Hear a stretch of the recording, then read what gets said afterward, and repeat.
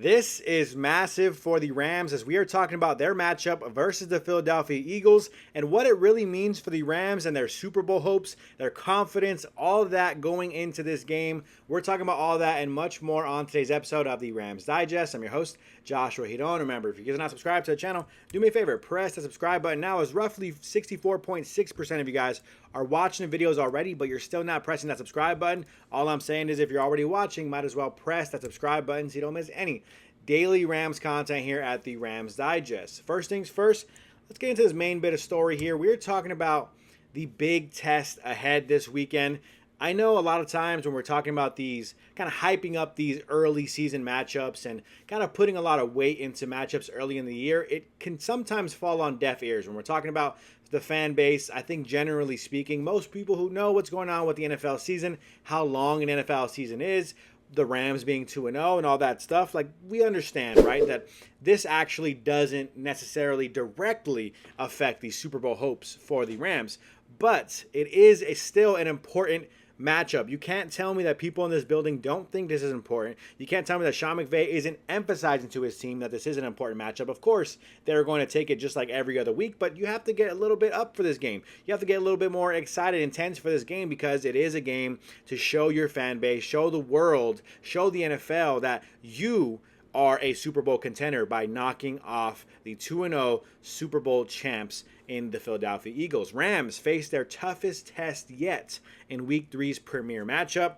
Personally, it might not even be just their toughest matchup yet. It might be their toughest matchup of the year. When you're talking about the Super Bowl champions, yes, of course, the Philadelphia Eagles have changed their roster up a little bit from last year, but ultimately this is basically a lot of last year's team, and so the Rams have a good chance to go out there, see what they can do against the Super Bowl champs, and see if this team is truly a Super Bowl contender. Whether they win or lose, I think ultimately we're all still going to believe that they are a Super Bowl winner, but there are a lot of keys here that we can kind of point to say, okay, if the Rams do win and win in this fashion, are able to do this versus the Eagles, then we'll feel a lot better about the Rams going into the rest of the season as well as the playoffs and so on. So Rams versus Eagles, this is kind of a little bit of a breakdown from the NFL.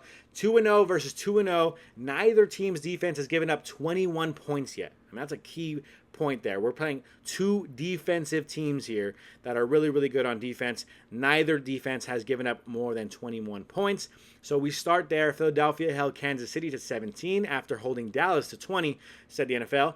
The Rams face the Texans, who they held to 9, and held the Titans to 19 a week ago. Both secondaries have been tough to pass on. Los Angeles made C.J. Stroud look pedestrian and then held Cam Ward to 175 yards on just 5.3 yards per attempt. The Eagles' defensive backs got it done against Dak Prescott and Patrick Mahomes. So essentially what we're saying here is both teams have good defenses. Both teams are going into this game 2-0, expecting to hold the other team to under 20 points. That's kind of the way they've been winning so far earlier in the year. But which one of these teams is going to be the one to outscore the other is ultimately going to be where this game lies, I think. Both defenses should be able to hold up pretty well. The concern, I think, for Los Angeles Rams is, of course, going to be, are you going to stop Saquon Barkley?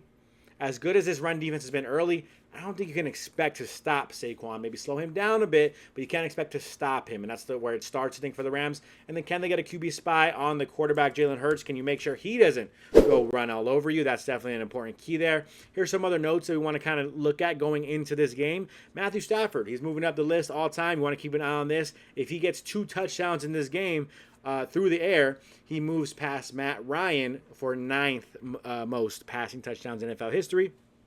But going into the Eagles side of things, right? The Eagles have a problem. The cornerback spot opposite of Quinyon Mitchell has been something to watch. And the Rams offer a formidable duo with Devontae Adams and Puka Nacua. So essentially, their cornerback one, Quinyon Mitchell, has been playing really well. Can he guard both Devontae Adams and Puka Nacua? Seems to be the issue for the Philadelphia Eagles. Obviously, he can't do that. So one of these guys should be able to pop off during this game. Entering Week 3, Puka Nacua leads the NFL in receptions, and Nacua also ranks 4th in receiving yards with 221 on the year. So the cornerbacks, maybe the second cornerback for the Eagles could be a place for the Rams to attack this game. The Rams are rolling on offense. I mean, that's definitely a positive note there. That's what I was going to compare it to, right, versus the Eagles. The Eagles aren't necessarily having the most a success on offense this year necessarily, so definitely interesting to keep an eye on that for sure. The Rams are playing a little bit better on offense. Just exploded right last week against Tennessee. Another 33-19 win over Tennessee. Matthew Stafford completed 23 of 33 pass attempts for 298 yards and 2 touchdowns. Adams caught 6 passes for 106 yards and a touchdown. Nacua had 8 receptions for 91 yards and a 45-yard rushing touchdown. So the Rams offense was getting a little real creative, kind of mixing things up a little bit, and ultimately getting both Davante Adams and Puka Nacua involved with the offense a little bit more in week 2. Sorry if I'm lagging a little bit visually. I don't know why this happens sometimes, but it is what it is. Jalen Hurts, the ultimate winner. Another note here.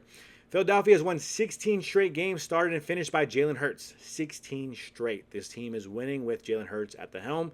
Regardless of how you feel about him as a quarterback, maybe he doesn't throw as much, you're not impressed, blah, blah, whatever, he wins football games. He has the 6th best winning percentage by a QB since 1970. Since the 1970 NFL merger, behind Mahomes, behind Brady, and behind Roger Staubach, Lamar Jackson, and Joe Montana. So definitely some interesting notes there as well. We'll keep it going, though, talking about some other notes to discuss. Again, apologies for the lagging. We'll stay on this screen for a second so you can hear me. The Rams-Eagles are kind of becoming like division rivals, right? This is like a rematch from last year's playoffs. This feels like, I don't know how many Rams fans out there feel like this, but I don't really like the Philadelphia Eagles. I don't think Eagles fans really like Rams fans saying that we almost beat you guys and whatnot. And so I think both sides can have a little bit of a dislike for one another, right? The Rams will face off against the Eagles for the 46th time in franchise history. So these teams have seen each other a lot. The two teams had last played on January 19th, 2025 in the NFC Divisional Round when the Rams lost 28-22.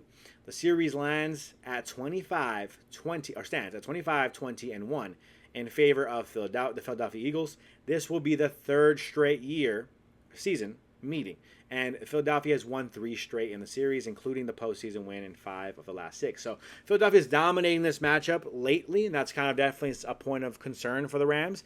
It's a nice physical team, a big, strong, physical offensive line. What is this defensive line going to do against one of, if not the best, offensive line in the league? Can this defensive line for the Rams make some noise? Can Byron Young go make some noise? Can Jared Verse go make some noise? Can these guys still hold up and then hold up against the run against one of the best offensive lines in the league? It's definitely something to kind of look out for. The Rams have so far this season been stout against the run. Like I mentioned, Rams are one of 6 teams in the NFL to not have allowed a rushing touchdown so far this season. Very intriguing there. And then Nick Sirianni, of course, for the Rams, for the Eagles. I'm sorry, I'm mixing up everything right now. Nick Sirianni is elite. He's won a lot of games. Whether you like him or not, he's 50-20 in his career, which is the 2nd best winning percentage by a head coach in the Super Bowl era, with minimum of 50 games, trailing only John Madden. So, of course, he hasn't coached that many games, but still, he is definitely one of the better coaches in the NFL. So, all that to say, the Rams have a lot they're going up against. Not just the coaching staff, not just the running game. It's a little bit of, they got some good receivers out there in Philadelphia. They got a good offensive line. They have a good defense.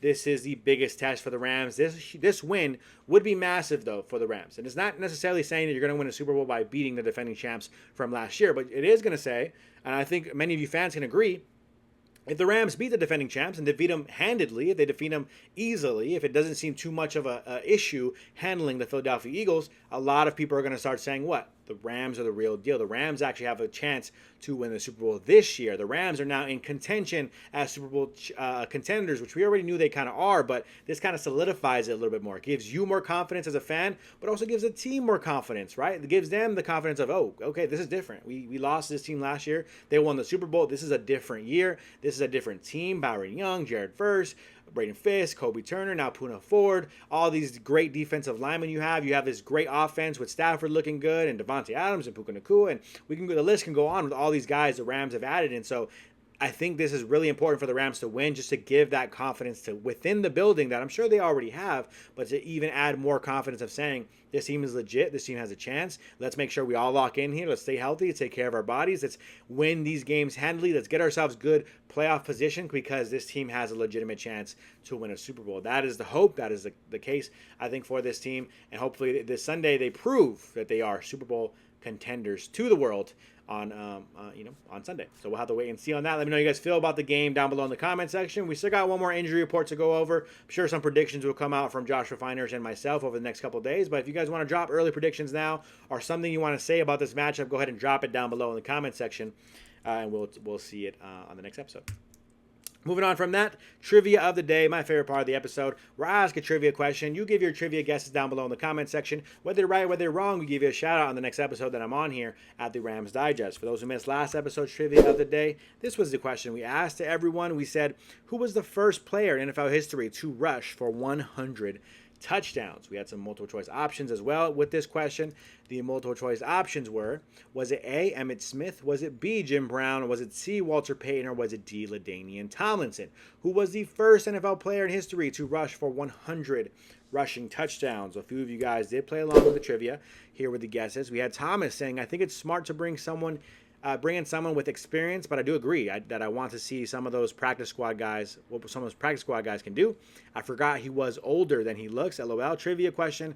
I'm going to say LT, LaDainian Tomlinson. That comes to us from Thomas. Shout out to you, Thomas, for letting us know. Yeah, I think practice squad at corner would have been interesting, but they went with a veteran guy, so it makes some sense. We'll wait and see what Trey Brown can do for this team.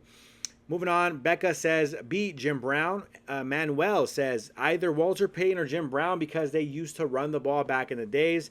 If I'm going to go with either one of those, probably Jim Brown because he's older. Floyd says, I would guess Jim Brown because in his day, his offense was a much more run-heavy, run-first offense. I think he only played 9 years, but I'm going to guess Jim Brown regardless. Appreciate all of you guys, for playing along with the trivia of the day. The correct answer for which NFL running back had the most, I'm messing up the whole question trying to do it off the top of my head. Who was the first player in NFL history to rush for 100 touchdowns? The correct answer was B, Jim Brown. Yes, you guys are correct. Shout out to Floyd. Shout out to Manuel. Shout out to Becca. Shout out to all of you guys for playing along, but special shout out to the ones who got it correct. The correct answer was Jim Brown. Just played way back in the day in a time when they ran the football a lot, and I think he has a total of 106 rushing touchdowns in his career. So obviously the first to do it, but then you moving on to that guys like Emmitt Smith and LaDainian Tomlinson. Those guys did go over 100, I think, but definitely did it at a later date than Jim Brown. So shout out to all of you guys who played along with the trivia of the day. Special shout out to Becca, Manuel, and Floyd for getting it correct. If you guys missed this trivia of the day, you thought it was easy, you wish you got a shout out just like those folks just got, play along with today's trivia of the day, which is this question we're about to ask right here. Which NFL stadium has the largest seating capacity, or largest by seating capacity? Which NFL stadium is the largest by seating capacity? Kind of an interesting question we don't really think about too much. I will say, by the way, a little shocking when you compare these to NBA numbers, to MLB numbers. Kind of crazy to see how many people go out to watch football games. NFL, man, just such a fun sport to watch, right? Which NFL stadium is the largest by seating capacity? Is it A, the Dallas Cowboys Stadium with AT&T Stadium? Is it B, the Packers Stadium with Lambeau Field? Is it C, MetLife Stadium for the Jets and the Giants? Or is it D, FedEx Field for the Commanders? Give your guesses down below in the comment section. Whether you're right, whether you're wrong, we'll give you a shout out in the next episode. Which NFL stadium is the largest by seating capacity? A, AT&T Stadium, B, Lambeau Field, C, MetLife Stadium, or D, FedEx Field? Give your guesses down below in the comment section, and we'll give you a shout out on the next episode that I'm on here at the Rams Digest. Other than that, that's going to do it for me on this episode of the Rams Digest. Please make sure you subscribe to the channel if you're not subscribed already. That's going to do it for me. I'm your host, Joshua Giron, and I'm out.